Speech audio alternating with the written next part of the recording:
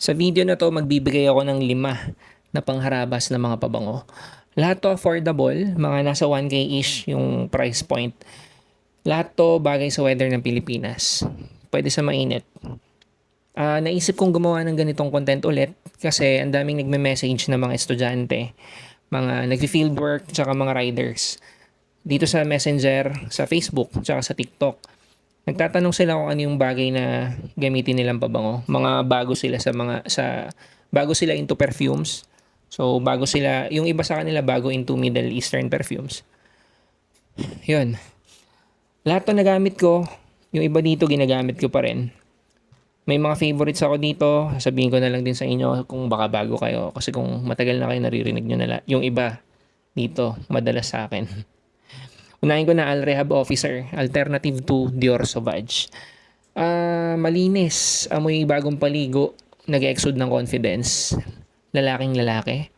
Lagi kong sinasabi kapag nagpapakita ako ng Dior Sauvage na scent DNA, whether yung OG or yung mga dupes, lagi ko sinasabi na kung lalaki ka at mahilig ka sa pabango, dapat may Sauvage, scent DNA ka sa arsenal mo. Kahit anong sabihin ng mga tao na too common, from personal experience, solid talaga. Makakakuha ka ng compliments both sa lalaki, sa babae. Sa palagay ko kasi wala naman talagang tatalo dun sa amoy malinis o amoy bagong ligo. Imaginein mo, nagfi-field ka, lumipat ka na ng iba't ibang area, kalahating araw, tapos sasabihan ka na amoy bagong ligo ka. 'Di ba? Parang ultimate compliment 'yun para sa akin eh. Na-experience ko na 'yun hindi lang dito, pati doon sa isang pabango na babanggitin ko rin mamaya. Nasa 1K ish, sa amin nasa 1.2. Hindi, 1,150. May stock pa kami. Pangalawa, Latafa, Kaed Alforsan. Amoy, eto debatable kung bagay talaga sa weather ng Pilipinas.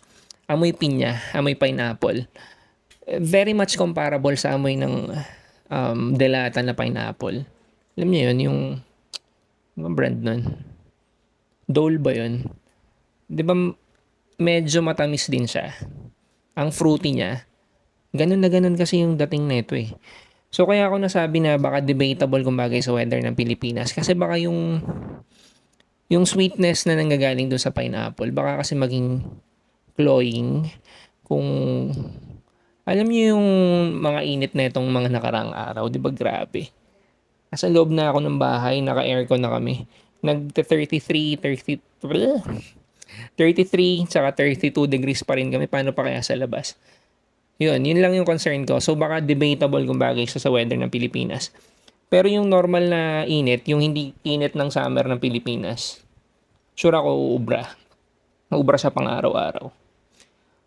Pasok pa rin na freshie. Amoy pinya. Fruity. Yun nga lang may katamisan din talaga. Ito alam ko mas affordable siya kaysa dito or magkapresyo lang sila. Less than 1K, wala kaming stock. Decant meron. Yung pangatlo ko sasabihin, kasi in any order to eh. Etong dalawa yung inuna ko kasi ito yung may stock kami. Pang decant. Ito decant, saka full bottle, meron kami. Yung mga kasunod ko sasabihin, wala kaming stocks. Pangatlo, isa sa paborito ko, isa sa unang Middle Eastern perfume ko. Najdia, Latafa Najdia. Invictus Scent DNA, fresh na matamis. Leaning towards something green, so nakakadagdag din yun sa freshness. O sa pagiging amoy malinis. Sabi nung iba, amoy dahon. Hindi ko naman nakukuha yung amoy na dahon talaga siya. Pero nagigets ko na may something green sa background. Mas nakukuha ko yung fresh and sweet. Tsaka ang dami na kasi talagang compliment sa akin nun eh. Lalaki, babae. Pag lalaki, yun ba o barkada, yung para sa akin kasi compliment na yung tinanong ka. Magkano yung pabango mo, Eric? Tapos yung isa sasabihin, ano ka ba? 5,000 yan. Yung binanggit ko na yun based sa personal experience. May time na regular kami nagbabasketball every Sunday, mga tropa. Sa QC yun eh. Hindi sa Damar, sa ibang court kami naglaro nun. Pero sobrang vivid nung memory. Ilang feet away, comment, ganun, 5,000 daw. Oo, kung hindi ako nagkakamali, 5,000. Na-mention ko na to sa ibang video. Pinagkamalan nilang 5,000 yung Najdia. Bilang isang fraghead or bilang isang nagsisimula pa lang magkolekta ng pabango. Parang ROI na kagad sa akin eh. After basketball yun ah. So mainit din. Saka syempre pawis-pawis. Spray. Siguro 2, 3, 4 o baka 5 sprays yun. Since nasa labas kami, mahangin, naamoy nung medyo distant na yung isa eh. Pero para sabihin yung 5,000 yun. Si Brad yun eh. Saka si Jan. Yun. Si Jan pala nahila ko rin into perfumes nung time na yun. Ewan ko lang kung tinuloy niya. Pero yun yung isa sa experiences ko sa Najdia. Ang dami kong magagandang experiences sa Najdia na shinare ko na rin sa ibang videos. May isang nag-viral na video nga kaso pinadilt kasi nung mga girls dun sa video kasi sabi nahiya sila kasi hindi nila alam na magva-viral sa TikTok. Share ko na lang din dito, no? Nag-ikot-ikot ako dito sa People's Park, Valenzuela, sa tapat ng, or beside the City Hall ng Valenzuela. Hapon yon, so may araw pa, inabot na ako ng dilim. Nagsi-street battle ako ng 1 million ng Paco Rabanne tsaka ng Ultramail. Tama ba? Hindi, Eros tsaka Ultramail.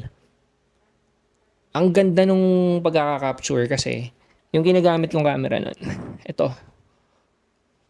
So may accessory ako na nadidikit ko siya dito. So naglalakad ako ganyan. Tapos sabing ganon. Tapos ko na silang interviewin eh. Pinapili ko na sila kung Ultramail or Eros. Madami sila na babae. So magkakaiba yung pinili nila. Hindi ko na maalala kung ano yung nanalo dun sa kanila kung Eros or Ultramail. Pero isang ikot ko pa, pagdadaan ko sa kanila, tinawag nila ako. Sabi, ano yung suot mong pabango? Tapos sabi ko, alin ito? Pinakita ko pa yung cards. Tapos buti naka-on yung camera kaya na-record. Sabi, hindi yung suot mo.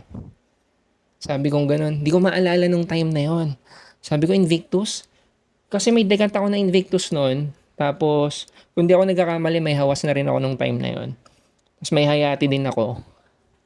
Pero pag uwi ko sa bahay, chinek ko yung dekant na ginamit ko. Najdia. Kaya inedit ko pa yung video na yun, nilagay ko lang dito eh. Kasi ang sinabi ko yata sa kanila noon Invictus. Pero sa totoo, Najdia yung ginamit ko noon. Imagine, Ultramail, Eros, kinomplement nila yung gamit ko, Najdia. Ewan ko kung di nyo pa nakikita yung video na yon, ang nangyari, ang sabi nila, pagkaka-describe nila, kasi nung dumaan ka dito, namoy ka namin, ang bango. Yun. Ang dami ko pang kwento sa Najdia. Kumbaga glaze ko na nga yan eh. Parang wala naman binabayad sa akin. Pero kasi based from experience ko talaga. Madami. Sa mga previous videos ko, madami talaga. Wala kaming stock ng Najdia. Baka iniisip nyo, uy, para makabenta ka lang. Wala kaming stock ng Najdia sa Decant. Wala rin kaming full bottle. Ang dami nagtatanong. Hindi ako nakapag-research kung ano yung mga meron. Pero usually, si Dubai Shop Baliwag meron naman yan eh. Check nyo na lang. Ayun, mura lang din. Nasa 1K-ish lang din. Tumatalon yung presyo. Naalala ko no isang araw, sa comment section may nagsabi na, bakit mo kasi pinopost yung Najdia? Yung computation. Tapos sabi, ano na tuloy, nag more than 1K na. So, pero malapit lang siya sa 1K.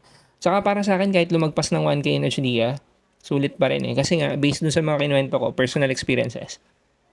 Bukod pa dun sa, personally, gusto ko talaga yung scent DNA niya. Para sa akin, sulit talaga siya. Kahit lumagpas ng 1,000. Grabe, no?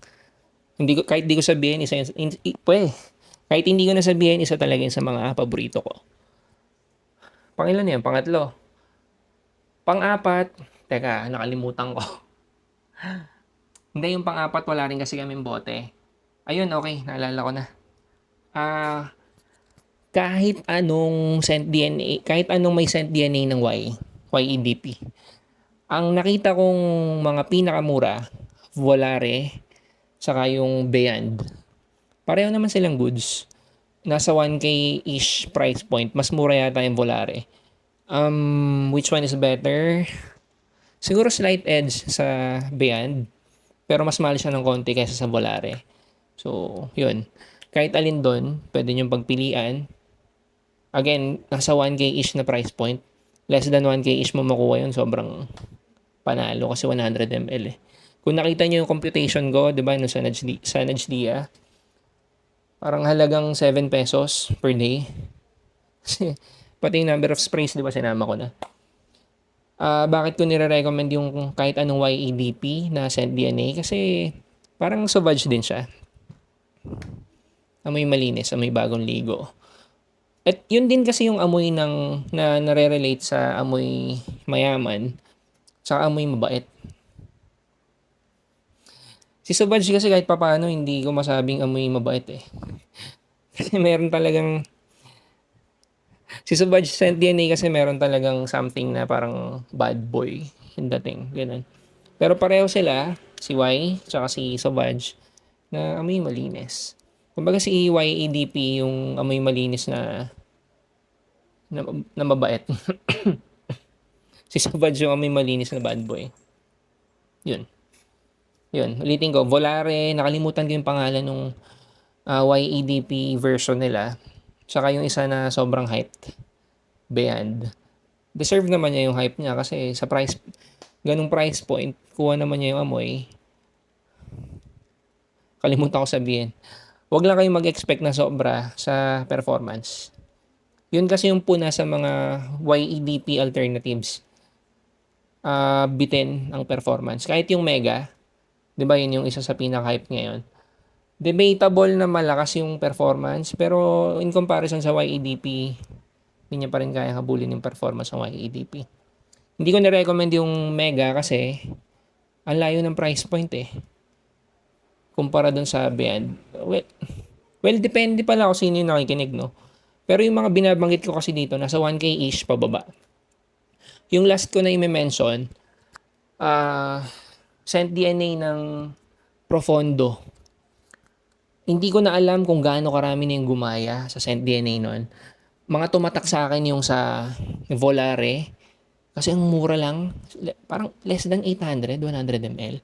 Ang pangit lang ng sprayer nila eh. Pero yung amoy ng juice, okay naman. Kuha niya yung Profondo. Pasok sa pagiging amoy malinis, pero siya, iba yung atake. Si Profondo parang comparable sa simoy ng dagat na malinis yung amoy. So, presko pa rin. So, isipin mo, rider ka. Kasi kahit sa gabi ka naman na bumabiyahe, sabihin mo hindi naman na mainit yun. Para sa akin kasi yung elements na nakakasalamuha nyo. Nakakasalamuha. Yung elements sa kalsada, yung usok, yung pagpapawisan ka pa rin naman eh. O kahit hindi ka pagpawisan, yung usok, yung ganyan. Parang kahit ano kasi sabihin mo na mabango yung, halimbawa, Aeroscent DNA. Parang pag naihalo sa mga ganong elemento, ini-imagine ko lang hindi pa rin siya katulad nung clean and fresh. Ilaban mo dun sa pollution. Parang mas okay pa rin siya kaysa yung gourmand, tas ilaban mo dun sa pollution. Ganun lang ina-imagine ko. Kaya feeling ko po, mga freshies dapat eh. Yun, ano yung sinabi ko? Volare. Hindi ko na maalala yung pangalan ng Profondo nila. Siguro lang maglalagay na lang ako dito ng mga pictures ng mga bote nila. Google ko na lang. Tapos meron ding isang okay eh. Jordi Profondo. O yun ba yung Volare? Maraming gumaya sa Scent DNA noon. Magta-try na lang ako maghanap ng mga pictures para may options kayo. Lahat ng binanggit ko dito, nakalima na no? Lahat ng binanggit ko dito, highly suggested ko na gamitin mo kung estudyante ka na nagno-normal commute, kung nagfi-field work ka, na hindi ka naman lagi nakakotse, kung nagko-commute ka rin, kung rider ka. Kasi maamoy ka ng pasahero mo na amoy malinis ka. Sinabi ko kanina, di ba parang ultimate compliment yon. Imagine mo pang 10 biyahe mo na pero naamoy ka nila, uy, may malinis. Kuya ka ba biyahe mo lang? Kiliti sa tenga yan eh. Ayun, na-excite lang ako mag-share kasi wala. Parang hindi ko na rin sagutin isa-isa yung mga nasa nagme-message ng mahaba. I mean, nagulat lang din kasi ako na karamihan sa kanila parang nandun sa Maison Asrar, bandwagon. Legacy tsaka Regent. Hindi naman masama kasi okay naman talaga yung gawa ni Maison Asrar. Pero sa price point, parang yun. Kaya naisipan kong bigyan kayo ng options. Nasa sa inyo pa rin naman, magkakaiba tayo ng capacity to buy. Pero nung nagsisimula kasi akong gumawa ng mga ganitong video, mas may, kumbaga mas may passion ako na magbigay ng value sa mga mas low budget.